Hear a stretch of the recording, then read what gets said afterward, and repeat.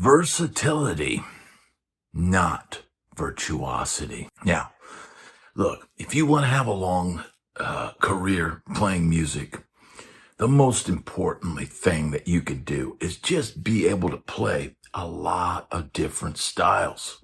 And this kind of ties into the video I just shot, talking about piss and vinegar and being a young guy and having all these chops. And, that's one thing. And look, salute to you for putting in all the practice time and being able to shred and do all this, man. I salute you. It's a lot of hard work. You put in a lot of time, and this is referencing the rock shredders that are online doing all this stuff. And look, I've talked about on my channel rockers and musos.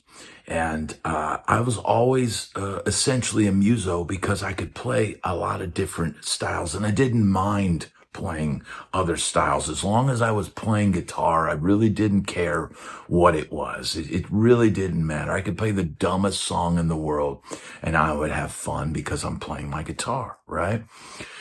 But, being versatile, man, is going to serve you much better than virtuosity. I'll tell you a little story. All right. So this is how, on a gig, you could be on any gig and, things can get called, songs can get called. Look, you could get a request for something and it could be something completely out of the ordinary. And, that would, you've got to, if you can pull it off, great, but otherwise it could be a really embarrassing situation. Now, I was playing a terrible, terrible gig. It was a gig where it was 6 sets a day at a casino, and I believe this was Philadelphia, Mississippi. I've had some other people tell me they did that gig before in the past, but it was a casino gig where you had to play 6 sets. I think it was the WinStar Casino or something like that. But imagine playing 6 sets. I know people bemoan the fact of playing 4-set gigs, but man, I know way back in the day, people used to do 5 sets. And this particular place, you would play 6 sets a day. And we had some players come and go out of this gig. And we had initially had a player on keyboards that just was not contributing at all. The band leader was kind of clueless and had hired some young girl, and she literally was doing nothing on stage. And look, I'm not the band leader. I was just hired to play guitar, and now we've got this keyboard player that's just dead weight, that's doing nothing. This is not like a rehearsed situation. This is just kind of show up and people are calling songs and, we're just trying to figure out what we can do to get through 6 sets, man. When you got to play 6 sets, man, you're going to have to stretch things out. So I was play a couple instrumentals each set because, man, you're going to burn your voice out doing that. But this keyboard player was doing absolutely nothing on the gig. And so they get tossed out and we bring in this other guy. Now, I know this guy watches this channel and, cause he commented on a recent video that he was involved in. I played another gig with this guy down the line. But this guy comes on the gig and he's a multi-instrumentalist and he brings his girlfriend at the time on the gig. I didn't know some of her songs. I hadn't played Bonnie Raitt type stuff. And there's a couple songs that's got some, some challenging changes and stuff like that. But this guy gets on the gig and decides, I'm going to see what this guitar player is made of. After I've already been on this gig and playing 6 sets a day, this guy pops in on the gig and calls Rocky Top at like breakneck tempo. Well, I knew exactly what he was doing. He was challenging me. He was trying to see what I was made of.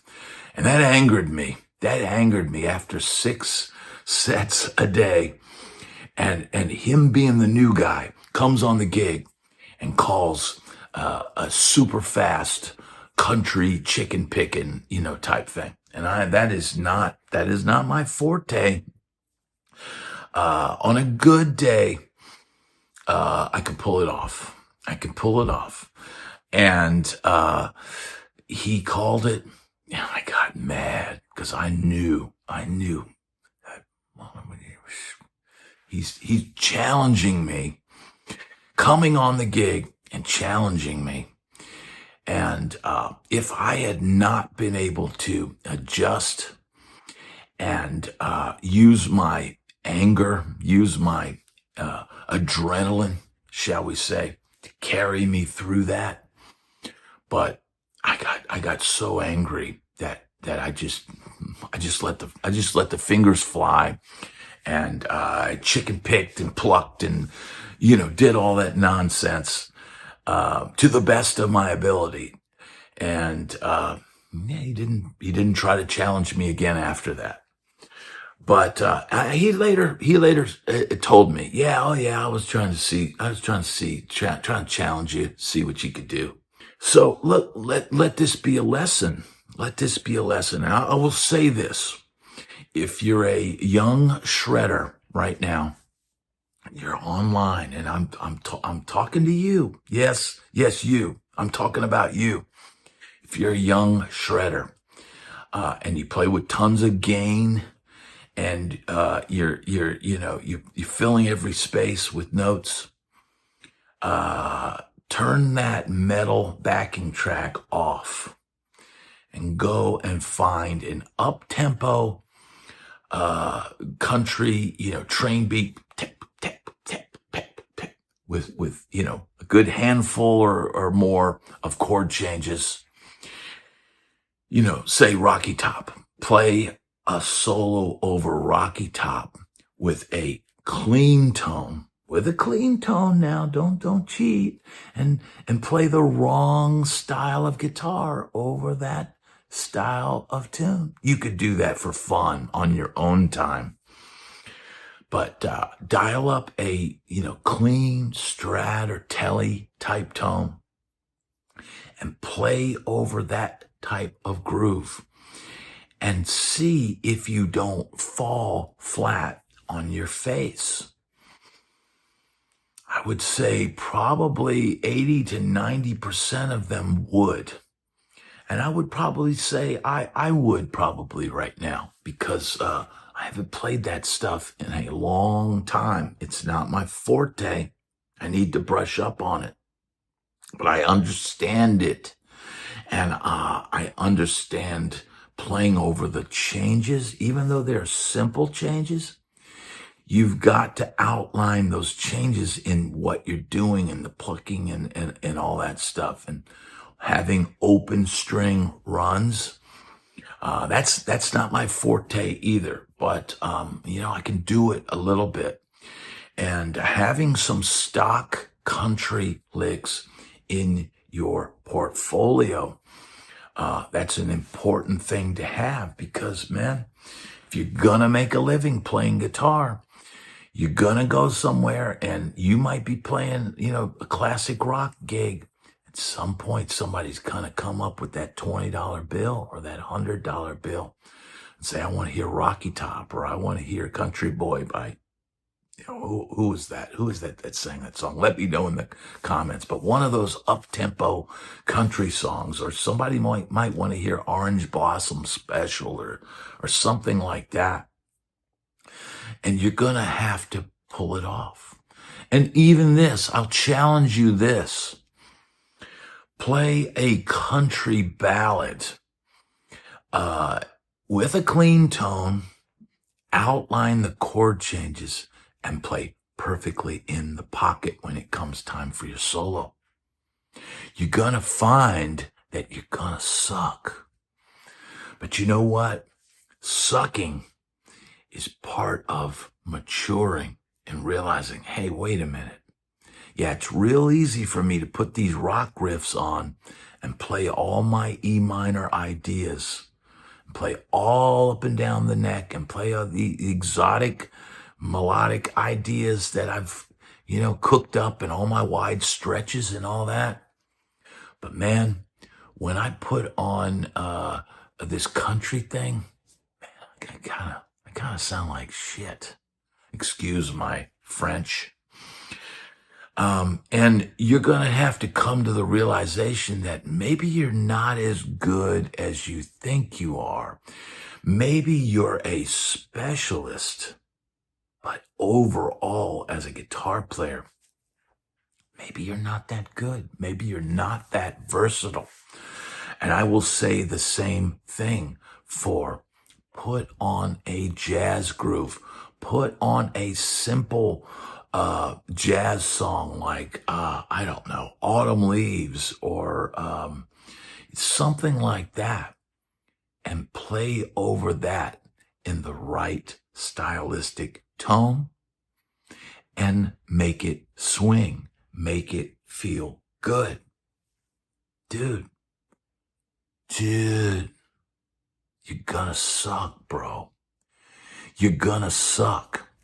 And by doing that, by sucking and realizing that, hey man, I can't really play this stuff. Don't go, oh, I don't like that music. And I'm going to tell you, Reggie Wooten, the teacher would tell you, well, you don't like it because you can't play it. Okay? You don't like country music.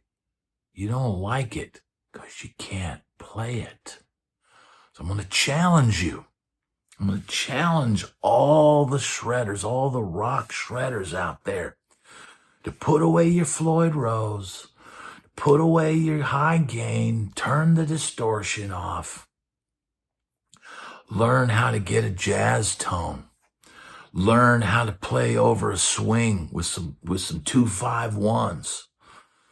Learn how to play over a country song with the right tone. And learn how to shred in that genre. Learn how to shred in jazz. Learn how to shred in country. Put on a blues and don't play with high gain and play all this ridiculous nonsense. Play with good tone. Play with good feel. Yeah, you can throw in some cool stuff, some extra stuff down the line, but learn how to play in that style and not suck. Dude, if you're still only excelling in one style and not challenging yourself to do other things, then you're not a complete guitar player. You're not somebody they can call regardless of what the style is. Learn how to lay down a funk rhythm guitar and not add all the extra bullshit. Learn how to play the riffs to a song and not have to add a lick every 2 seconds. Learn how to play a song and just play diamonds, but be perfectly in the pocket. Versatility, not virtuosity. Versatility will have your phone ringing, will have the texts coming in. Hey, are you available for a gig? Hey, I got this gig. It's not what we normally do. You might have to play acoustic all night. You back me up on acoustic and play solos where the bottom doesn't drop out when you play a solo. Can you play a guitar solo on an acoustic using chords to fill out the sound and carry the song? Can you do that? There's another challenge for you. These are all things, and look, I will deliberately, if and when I have time to practice, and before we had our daughter, I would put on things on YouTube. I would put backing tracks on of stuff that I knew that it wasn't going to sound good on. And I would challenge myself to think, I would challenge myself to be better. I would deliberately suck even playing over things that I knew had things that I could play, but I challenged myself to play something I hadn't played before, to work on an area of the neck or a scale on the neck or a certain type of phrasing that I hadn't played before. And I might suck while I'm practicing because I'm getting better. I'm working on things that need to be worked on. I'm not just playing all the licks that I already know. I already know those. Those are in the bag of tricks. What I want to do is add to the bag of tricks and become more versatile. Be able to play over anything. Be able to play with anybody, with any band. That's going to serve you much better than look at me, look at me, look at me, look at me.